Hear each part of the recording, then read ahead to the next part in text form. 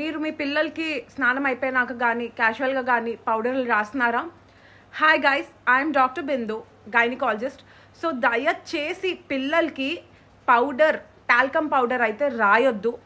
ఎందుకంటే talcum powder has a risk to cause ovarian cancer. Mainly ఫీమేల్స్లో private పార్ట్స్లో రాస్తే ఇది ఓవేరియన్ క్యాన్సర్స్ కాజ్ చేసే రిస్క్ ఉంది. ఎలా అంటే ఈ టాల్కమ్ పార్టికల్స్ అనేవి వెజైనల్ ట్రాక్ ద్వారా ఎంటర్ అయ్యి ఓవరీస్ దగ్గరికి వెళ్ళి ఓవరీస్ని ఎఫెక్ట్ చేసి క్యాన్సర్ కాజ్ చేసే ఛాన్సెస్ ఉన్నాయి. మెయిన్లీ టాల్క్ అనేది, ఆ పౌడర్ అనేది యాస్బెస్టస్ అనే ఒక మెటల్తో కంటామినేట్ అయితే chances of cancer risk is more. ఇది ఫస్ట్ థింగ్.